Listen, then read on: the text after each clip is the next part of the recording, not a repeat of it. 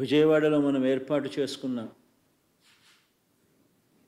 అంబేద్కర్ గారి మహాశిల్పం మన రాష్ట్రానికే కాదు దేశానికి కూడా ఇది తలమానికం.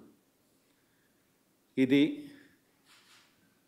స్టాచ్యూ ఆఫ్ సోషల్ జస్టిస్, ఇది సామాజిక న్యాయ మహాశిల్పం. ఈ నెల 19వ తారీఖున చారిత్రక స్వరాజ్య మైదానంలో ఆవిష్కరించబోతా ఉన్న ఈ విగ్రహం దేశంలోనే కాదు ప్రపంచంలోనే అతిపెద్ద అంబేద్కర్ గారి విగ్రహం. ఇది 81 అడుగుల వేదిక మీద ఏర్పాటు చేసిన 125 అడుగుల మహాశిల్పం. అంటే మొత్తం మీద 206 అడుగుల ఎత్తైన విగ్రహం ఇది.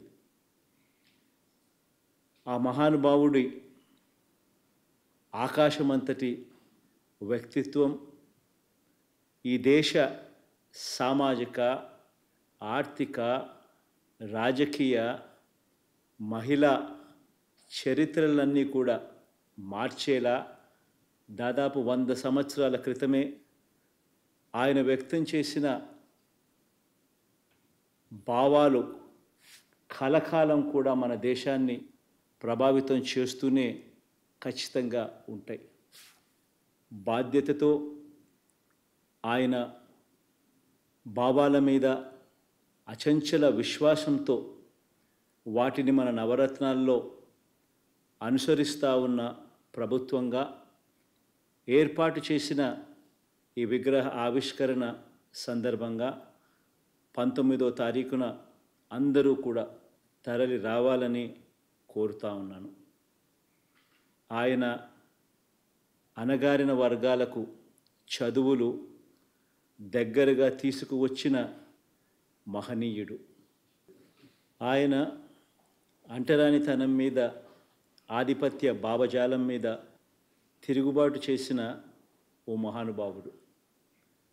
ఆయన సమసమాజ భావాలను నిలువెత్తు రూపంలో చూపించిన ఒక గొప్ప వ్యక్తి.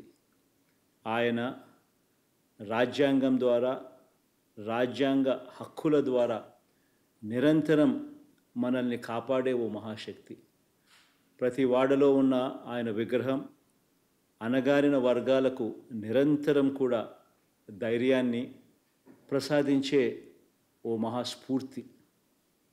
దళితులతో పాటు కులాలు, మతాలకు అతీతంగా పేదలందరి జీవితాల్లో ఈ 77 సంవత్సరాల్లో వచ్చిన అనేక మార్పులకు మూలం డాక్టర్ బాబాసాహెబ్ అంబేద్కర్ గారి భావాలు. కాబట్టే ఆయన్ను ఇంతగా మనమందరం కూడా గౌరవించుకుంటా ఉన్నాం. మన విజయవాడలో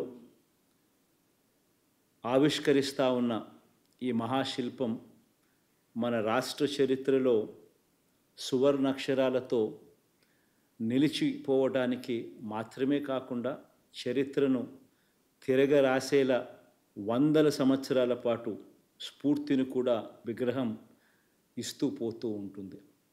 ఇది మన సమాజ గతిని సమతా భావాల వైపు మరల్చడానికి, సంఘ సంస్కరణకు, పెత్తందారి భావాల మీద తిరుగుబాటుకు, రాజ్యాధికారంలో పేదల స్థానాన్ని సుస్థిరం చేసేందుకు నిరంతరం స్ఫూర్తి ఇస్తుందని విశ్వసిస్తున్నాను. Like and subscribe Eagle Media Works.